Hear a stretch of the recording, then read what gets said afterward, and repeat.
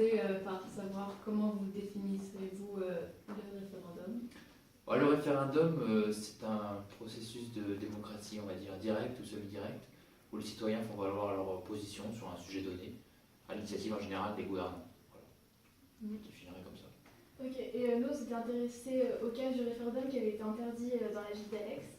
Oui. Donc en fait, on voulait savoir si vous pensiez que c'était pertinent de faire un référendum à l'échelle de cette ville, et quelles ont été les conditions qu'il fallait réunir pour que le référendum soit jugé légal. Alors là, c'était un référendum un peu particulier dans la commune d'Alex, puisque c'était un référendum d'intérêt local, c'est-à-dire que c'est un maire qui avait pris l'initiative d'organiser un référendum limité au territoire de sa commune. Alors ça, c'est un référendum qui figure à l'article 72-1 de la Constitution, et donc vous avez une procédure particulière, c'est-à-dire que vous devez avoir, vous, en tant que collectivité locale, la compétence pour organiser le référendum, c'est-à-dire interroger vos concitoyens sur le sujet donné. Or là, le maire en question avait sollicité le référendum sur une problématique d'accueil de réfugiés. Or, cet accueil-là n'est pas de la compétence de la commune, mais de l'État. C'est l'hébergement d'urgence. Et donc, seul l'État avait la possibilité juridique de prendre en main le référendum et de l'organiser au niveau national, et non pas à l'échelon local.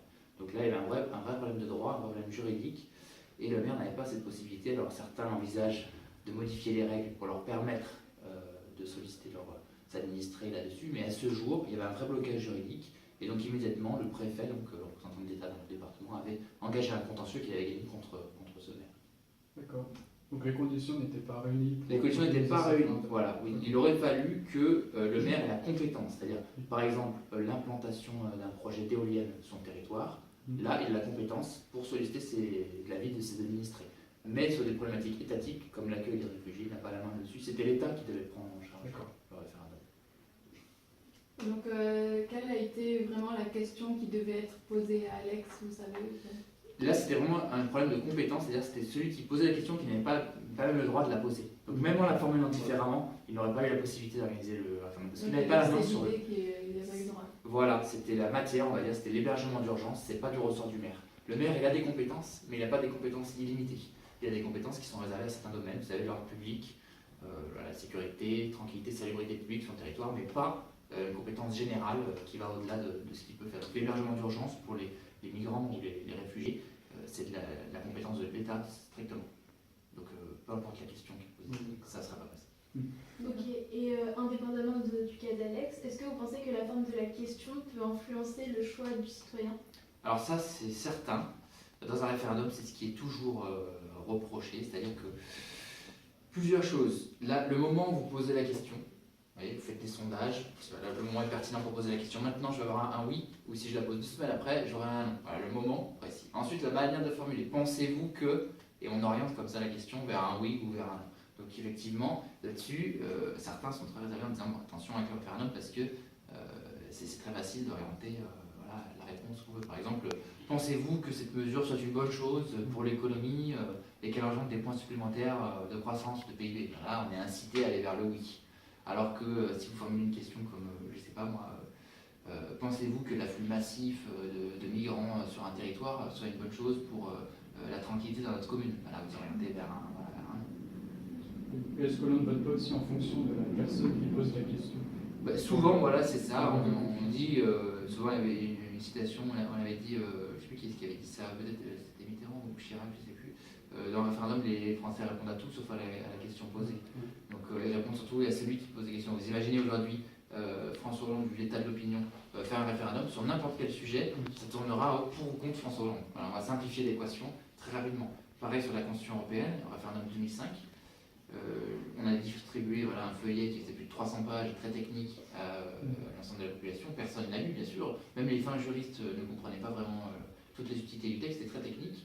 Donc, interroger sur le sujet et se prononcer pour ou contre l'Europe, en fait, ou contre l'Union européenne, et pas pour le texte en question. Et il y avait un rejet parce que c'était le moment. Depuis Maastricht, on n'avait pas organisé de consultation, donc c'était le bon moment pour laisser parler la contestation. Donc, en fait, les Français se saisissent de la question et finalement se prononcent plus généralement sur le sujet que sur la question bien précisément. Oui, et on a pu observer ce phénomène dans des pays étrangers aussi. Oui, bien sûr. On l'avait vu en Pays-Bas, en Italie également. Oui, du coup aussi c'était notre question. Est-ce que vous pensez que le peuple est assez compétent pour juger de certains sujets? Est-ce qu'il y a plus des sujets où c'est intéressant de l'interroger et d'autres où ça relève vraiment de juristes ou d'experts?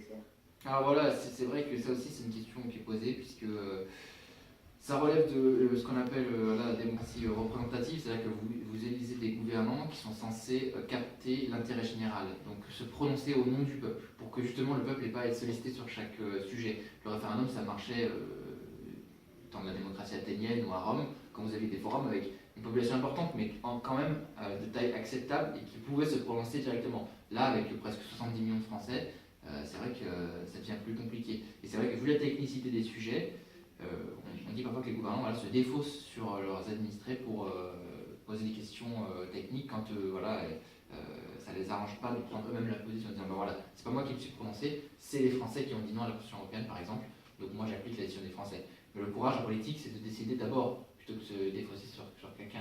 Donc c'est vrai que l'argument technique il s'entend, mais je pense que avec un peu de bon sens, il n'y a rien de trop technique. Voilà, les Français sont capables de décider. Mais bon, c'est une opinion personnelle après. C'est sûr. Vous prenez par exemple la Constitution européenne, c'était pas la peine de lire tout le texte pour se prononcer. On avait quand même des débats qui avaient été organisés, les gens savaient un peu l'esprit du texte, ce vers quoi on allait, plus de concurrence, plus de on va dire, libéralisme, et vous pour et vous contre, voilà, après les Français se prononcent. Du coup, on voulait juste savoir à quelle occasion a été instauré le référendum en France. Le référendum, il va avec la Constitution de 1958, donc la 5e République, le référendum actuel. Vous le trouvez à l'article 11, c'est le référendum classique, vous avez le référendum traditionnel et le référendum d'initiative partagée. Et vous l'avez aussi à l'article 89 pour la révision de la Constitution. Et il y a des référendums particuliers, 88-5 pour l'adhésion d'un État à l'Union Européenne, 72-1 pour le référendum local, et des référendums particuliers sur les dom-toms. Mais tout ça, ça figure dans la Constitution de 58. Et donc c'était en même temps que la promulgation de la Constitution qui a été adopté le référendum. En fait, c'était le général de Gaulle qui voulait intégrer ce processus de démocratie directe pour tempérer un peu la démocratie représentative. C'est pour ça qu'en France, on dit qu'on est aujourd'hui dans une démocratie semi-directe. On a à la fois des éléments de souveraineté nationale, par exemple un parlement qui représente les citoyens, et des éléments de démocratie directe, de souveraineté populaire, donc l'idée rousseauiste, de la parole directe donnée au peuple. Voilà. Donc, le référendum, ça vient un peu tempérer, pour pas qu'il y ait que le Parlement ou le président qui gouverne en France. Enfin, gouverner au sens large. Oui, aussi en juin dernier, nous avons vu le Brexit. Oui. Est-ce qu'on pourrait avoir un Brexit Alors certains l'envisagent, notamment sur le fondement de l'article 88-5, puisque c'est l'adhésion d'un État à l'UE. Certains le misent à l'envers en disant que ça serait peut-être un référendum sur la sortie d'un État de l'UE. C'est une interprétation de cet article, pas sûr qu'elle tienne.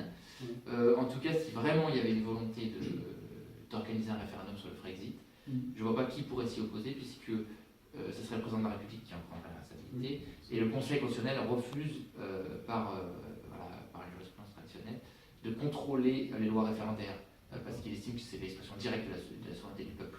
Donc là, il serait très compliqué, à mon avis, d'aller contre un président qui voudrait organiser un référendum sur le Brexit. Mais encore faut-il qu'il y ait la volonté politique de se faire pour l'instant. Et a priori, le peuple choisirait peut-être.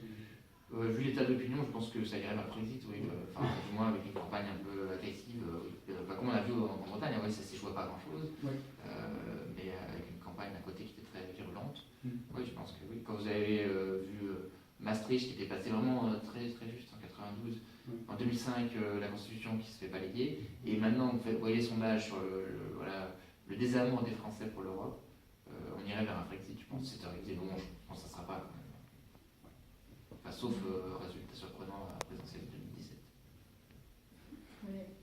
Et après, on voulait aussi vous parler sur l'autoroute A45. Oui. Et donc, ils voulaient faire un référendum, mais ne pas demander l'avis à Saint-Étienne et à Lyon, alors que ce sont les deux villes qui relient. Qui sont concernées, oui. Oui, et donc c'est comme pour le référendum sur l'aéroport à Notre-Dame-des-Landes. Les agriculteurs, ils étaient délogés, ils n'ont pas été interrogés. Oui. Donc pour les référendums locaux, comment définir avec efficacité et impartialité le panel de citoyens interrogés? Alors c'est tous ceux qui sont impactés par le projet. Après, tout dépend qui organise le scrutin. Il y a différentes choses. Il y a le référendum décisionnel local et il y a les consultations. Le décisionnel, il aboutit vraiment sur une décision. C'est-à-dire qu'une fois que le référendum est organisé, qu'il y a une position qui s'est dégagée, soit un oui, soit un non, on va vers la décision. La consultation, c'est simplement prendre le pouls de l'opinion et dire voilà, quel est l'état de l'opinion sur ce sujet, et ensuite on voit ce qu'on fait derrière, on n'est pas obligé de suivre. Voilà. C'était à Notre-Dame-des-Landes. À Notre-Dame-des-Landes, ouais, c'était une consultation. C'est pour ça que derrière, il n'y a finalement rien, puisqu'on est allé sur un oui pour l'aéroport, mais l'État n'a pas souhaité aller plus avant en attendant le résultat présidentiel. Donc voilà, il y a ces deux optiques-là. Et après, il y a qui prend la main. Par exemple, sur l'autoroute, je crois que c'est l'État qui veut garder la main en disant que c'est un projet d'intérêt national et non pas que local entre Saint-Etienne et Lyon, puisque finalement, on ne contrôle pas le trafic sur l'autoroute. Il n'y a pas que des Lyonnais et des Stéphanois, il peut y avoir des gens de la France entière. Pareil pour Notre-Dame-des-Landes, c'est un aéroport qui est implanté voilà, à l'Atlantique, à Nantes, mais vous avez un trafic qui vient de, par définition, c'est un aéroport, donc ça vient du monde entier. Et les avions, ils passent sur le territoire de la France entière, donc finalement, tout le monde est impacté. Comment faire l'État, en général, retient, là, c'était les deux départements limitrophes, je crois, et sur l'autoroute, oui, là, pour l'instant, il n'y a pas vraiment de volonté politique. Mais comment définir pertinemment? Logiquement, c'est qui sont les citoyens qui sont le plus impactés par le projet, que ce soit d'un point de vue, je sais pas moi, économique, écologique aussi, ou alors dans leur vie de tous les jours. Mais c'est vrai qu'une autoroute, enfin une infrastructure de transport comme un aéroport ou une autoroute, c'est difficile de limiter, c'est vrai. Et bon là, logiquement, ça devrait être Saint-Etienne et Lyon, mais je pense que aujourd'hui, les pouvoirs publics se méfient du référendum parce que l'issue est souvent un non, c'est souvent négatif, et je pense qu'il y a une grande défiance en ce moment pour l'autorité politique en général, et donc on s'en méfie de plus en plus. Donc, du coup, est-ce que c'est vraiment démocratique si dans ce cas-là c'est plus un outil de défiance? c'est démocratique au sens strict du terme, puisque je l'ai dit, c'est la souveraineté populaire, c'est Rousseau, vous laissez le peuple parler, donc forcément là, la démocratie elle est jusqu'au bout, si vous allez vraiment au bout de voilà, le peuple se saisit, il répond, personne ne peut l'influencer, mais tout le travail qu'il y a autour, c'est celui qui pose la question, la façon de l'orienter, le moment où on la pose, voilà, le sujet dont on se saisit, c'est vrai que on a bien à se dire que le peuple est un peu orienté, voire manipulé, mais quand même, il a la main et chacun chez lui peut réfléchir seul, en dehors de toute influence, à la question qui lui est posée en disant voilà, est-ce que je dis oui ou non sur tel ou tel sujet. Donc moi je reste quand même sur un sentiment de démocratie vraiment directe. Et après c'est sûr qu'il y a le jeu des médias pour influencer, mais ça fait partie de la démocratie aussi. Et du coup, est-ce qu'il est perfectible le référendum? Est-ce qu'on peut l'améliorer? Est-ce qu'on peut améliorer le système? Moi je pense que oui, notamment sur le référendum d'initiative partagée. Vous savez que c'est un nouveau référendum qui a été introduit en 2009-2010, qui est normalement l'idée suisse de faire une sorte de pétition et ensuite de provoquer un référendum.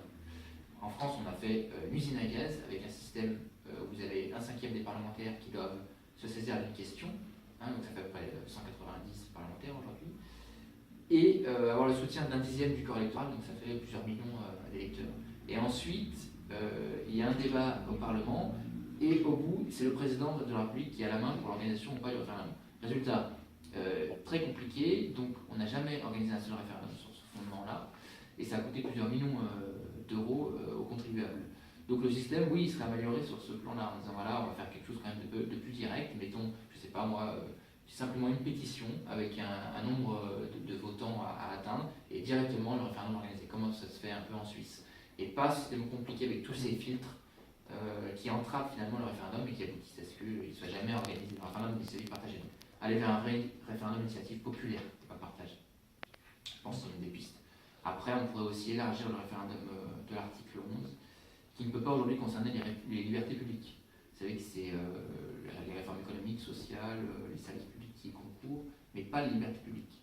Parce que justement, on ne voulait pas que par référendum, on enlève des libertés aux citoyens. Je ne sais pas, par exemple, si vous vouliez organiser un référendum sur la peine de mort, vous ne pourriez pas. Je ne dis pas que c'est une bonne chose, hein. Je suis favorable à l'abolition de la peine de mort, mais pour les libertés publiques, on ne veut pas que les citoyens en enlèvent. Mais on pourrait imaginer un système où on puisse proposer des référendums pour plus de liberté, pas pour en retirer. Ça serait un peu une manière d'aller plus avant. Puisqu'il y en a qui sollicitent, qui ont des idées là-dessus, ça serait bien peut-être de consulter les gens. C'est une piste de réflexion. Donc le référendum a un vrai avenir, on va l'utiliser de plus en plus par rapport à aujourd'hui peut-être? Je pense qu'on entendra parler dans la campagne électorale, puisqu'en campagne, c'est toujours bon de dire aux électeurs on va vous redonner la main. Hein. Alors, je ne suis pas élu juste en 2017, ensuite je vous solliciterai, et ensuite en général on fait l'inverse. Mais oui, je pense qu'il a un avenir. Après, c'est sûr que les pouvoirs publics s'en méfient. Justement, puisque la désaffection des citoyens pour leurs responsables est toujours plus avancée. Avec l'état de grâce d'un président, maintenant, avant on disait il a 100 jours après son élection pour faire beaucoup de choses. Maintenant, dans le mois qui suit, il est immédiatement en train de plonger dans les sondages. Avec les élections, je dirais, Hollande, comment sa cote de popularité, elle n'a jamais plongé aussi rapidement. Donc là, il est dans l'impossibilité totale de faire un référendum, peu importe le sujet, en fait, si vous voulez. Parce que c'est tourné. Donc ça a un avenir en théorie, mais en pratique, c'est un peu compliqué. Disons qu'il faudrait un peu de courage en politique, parce que le problème aussi, c'est la dérive plébiscitaire. C'est-à-dire pour organiser un référendum sur un sujet, normalement, s'il y a un non, voilà, vous appliquez la décision, mais c'est tout. Aujourd'hui, on a tendance, s'il y a un non, à dire j'en tire toutes les conséquences en me retirant de la vie politique. Alors que voilà, c'est ce qu'avait fait De Gaulle en 69 sur la réforme du Sénat, mais qui a conduit à la démission. Mais ça, c'est une dérive plébiscitaire, puisque normalement, voilà, vous avez organisé une consultation, le peuple a répondu non, mais pas forcément contre vous, c'est contre la question, donc finalement, vous n'avez pas démissionné. Du moins, c'est pas le sujet, hein, vous n'avez pas mis votre mandat en jeu, mais c'est interprété comme ça. Vous voyez que le moindre rallye en Italie, Matteo Renzi a démissionné le lendemain, même le jour même, dès qu'il a été venu contre pareil, évidemment. Donc vous voyez, ça c'est. Maintenant, les responsables se méfient. Ils savent que, attention, sur une question, je vais jouer peut-être mon mandat. Donc voilà, il faut un peu de courage, mais je pense que c'est un processus qui demeure. Il n'y en a pas eu depuis 2005, il n'y a eu que 9 référendums sous la 5e République, l'élection nationale. Peut-être que ça reviendra, mais. Alors sur les sujets glissants, c'est compliqué, hein, vous savez. Pensez à l'immigration, le mariage pour tous ces sujets-là. Si vous faites un référendum, mais vous déchaînez la France entière. Vous n'aimez pas bien sur un référendum, mais tout le monde est dans la rue. Donc, si vous voulez, là, ils s'en méfient beaucoup sur les sujets glissants comme ça. Ouais, par exemple, à Alex, s'il y avait eu un référendum, ça aurait peut-être fait un effet domino. Les autres villes auraient pu l'organiser. Oui, bah, vous voyez, à Béziers, ils avaient essayé. Ménard, c'est une belle question pour essayer de l'organiser, mais c'était dans la même situation. Mais c'est sûr que ça aurait fait boule de neige, c'est sûr. Et puis là-dessus, c'est la dérive. Vous voyez, en Suisse, ils avaient organisé des référendums. Êtes-vous pour ou contre l'installation de minarets en Suisse? Voilà, les gens me disent non. Bon, après, c'est vrai que ça déchaîne un peu les passions. Et là, c'est difficile à contrôler après les débats. C'est un peu craquer l'allumette et mettre le feu un peu à la vie locale. Bon. Sur des sujets un peu consensuels, peut-être. Voilà. Mais aussi, un effet pervers, vous savez, sur la peine de mort. À l'époque, Mitterrand-Badinter, s'ils avaient organisé un référendum, jamais les Français auraient voulu l'abolition. Hein. Ils auraient maintenu la peine de mort, c'est certain. Donc là, le courage, c'était justement de ne pas faire de référendum et d'assumer la position en disant c'est l'intérêt, et que maintenant, personne va dire le contraire aujourd'hui. Mais c'est saisir la question en tant que gouvernant, se prononcer et marquer l'histoire sans se défausser sur cet aspect. Je crois qu'on a à peu près le tour. Oui, si vous n'avez pas de questions.